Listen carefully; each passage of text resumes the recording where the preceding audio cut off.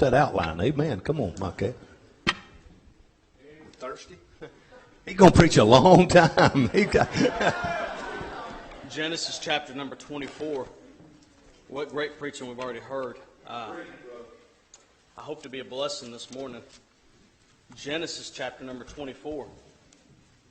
I want to share with you a burden I can, and as quick as I can, try to rush through this.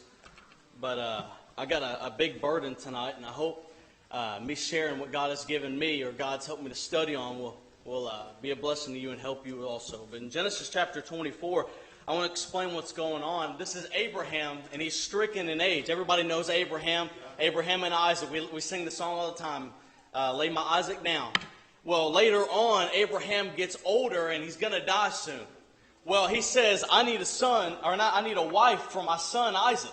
Well, he gets his one of his best servants, Eleazar, and Eleazar comes to Abraham, and Abraham says, hey, my son needs a wife, and he's lonely, and he needs somebody, so I want you to go to my hometown, Mesopotamia, and I want you to get a wife for my son Isaac. Well, Eleazar goes and gets the 10 camels that they have and puts goods on it and everything, and he starts heading to Mesopotamia. Well, he gets to Mesopotamia, and he sees all these women there, and they're drawing water and for their families and doing all this. And that's where we get to the story in the passage. Eleazar is talking to God. And I will look in Genesis 24, verse number 14.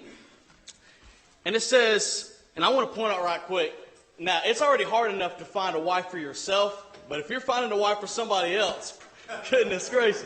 Anyway, I just want to put that out. Let's look in verse number 14. Verse number 14. It says, and let it come to pass that the damsel to whom I shall say, let down thy pitcher, I pray thee that I may drink, and she shall say, drink, and I will give thy camels drink also. Let the same be she that hast appointed for thy servant Isaac, and thereby shall I know that thou hast showed kindness unto my master. And it came to pass before he had done speaking, that behold, Rebekah came out, who was born of Bethuel, son of Milcah, the wife of Nahor, Abraham's brother, with her pitcher upon her shoulder. And the damsel was very fair to look upon, a virgin, neither had any man known her. And she went down to the well and filled her pitcher and came up. And the servant ran to meet her and said, let me, I pray thee, drink a little water of thy pitcher. And she said, drink, my lord. And she hasted and let down her pitcher upon her hand and gave him drink. And when she had done giving him drink, she said, I will draw water for thy camels also, until they have done drinking. The first thing I want to point out is there's an unusual request. Now, water wasn't as common back then as it is today. You can't just go back then and get a bottle of water. You couldn't go back then and grab a cup of water and just be on your way. No, there was a deep well that you had to put a bucket all the way down and pull it all the way back up for your family. So it would not have been rude to say, hey, no, I can't get you no water. As a matter of fact, I would have said no. That's too much. I ain't getting him no water. You lost your mind. So it's an unusual requirement or request to ask for that water. There would have been nothing wrong for her to say, no, I'm not going to do that for you. But she got the water. But not only that, she said, let me get water for your camels also. Now, I'm not going to get water for you, much less for 10 camels. Lost your mind.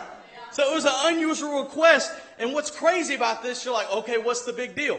Well, these camels are said to be one-hump camels, which weigh up to 1,500 pounds. They're known to drink up to half their body weight in water, which is 750 pounds. So if you add that all up together, that's 7,500 pounds of water for all these camels. Now, some of you are going to say this is exaggeration, that's a preacher. So let's cut it in half. Let's say the camels were half thirsty.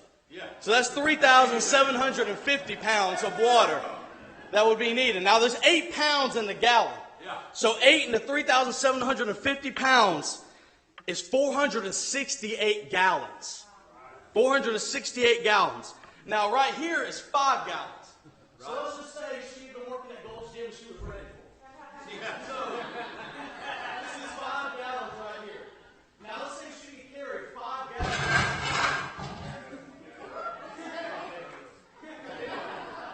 Let's just say she could carry 40 pounds.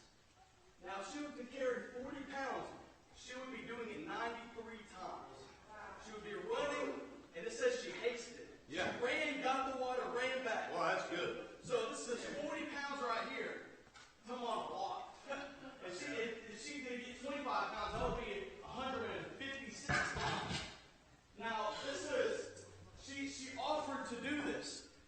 want you to notice next the unfair requirement. You see, Eleazar said to God, he said, if she gets every single drop of water, that's how I know she's Isaac's wife. Yeah. So he could, Eleazar is just sitting there. Yeah. Come on. While she's going back and forth. Okay, she runs over here, she fills up the bucket, okay, 92 more times to go. And she goes over here, and she lets it go in the trough, and she runs over here and fills it back up. Only 91 more times to go. And she goes and drops it out. Now, it doesn't say how far the well was, but it said she ran. Yeah.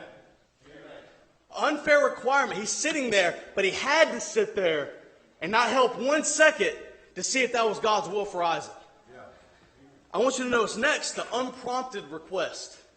The unprompted request. You see, Eleazar didn't get that drink of water from her and say, man, that's some good water.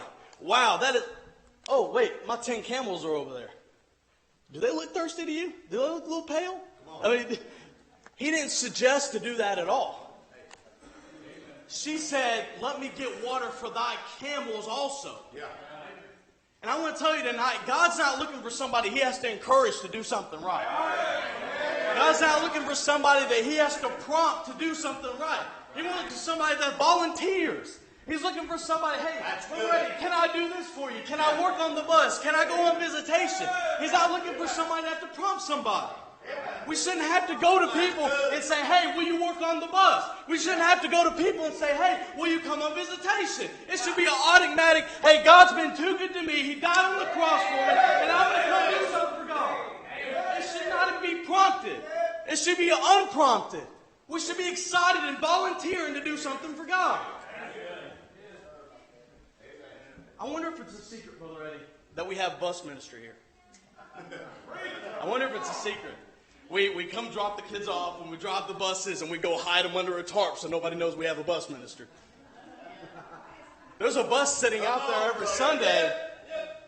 Hey, it's the need sitting there. She saw a need and she wanted to fill that need. She didn't wait for somebody to ask her. And she said she was going to fill that need until they were done drinking. Can I tell you, there's still some thirsty camels. There's still a door that needs to be knocked on. There's still a soul that's going to a dying hell, dying and going to hell forever. There's still some thirsty camels. And so, some people might say, well, I've served the Lord for 20 years. She said, I'm going to give water to the camels until they are done drinking. Can I tell you, the need's still here. It doesn't matter how long you serve God. Get back in it and serve God again. Unprompted. She did it until, I think about Nehemiah. Nehemiah's sitting up there in the kingdom. And he's the cupbearer. Now this is an awesome job. Because all you got to do is drink to make sure it's not poison. Besides the chance of dying, that's a pretty good job. But you're drinking it and then giving it to the king if it's not poison. So he's all comfortable up there in his job. Well, he hears at Jerusalem, the wall of Jerusalem has fell down. And the people are in great affliction. The wall's been down for 150 years. The people are in great affliction. The walls are burned down. And he gets a burden. Bless him. He gets a burden. And he says, God, use me. He seen a need that needed to be filled. So he left his comfort zone to get something done. Shadrach, Meshach, and Abednego left their comfort zone to get something done for God. David and Goliath. David left his comfort zone, and he didn't have to do it, but he left to do something for God. It should be an unprompted request. But the next thing I want you to notice an unhesitant response. I want to let you know the camels are thirsty now. There ain't no point of wasting and procrastinating to do something for God. Amen. Do it now. Amen. Don't wait to do something for God. Quit procrastinating. Come to visitation on Saturday. There's still people dying and going to hell.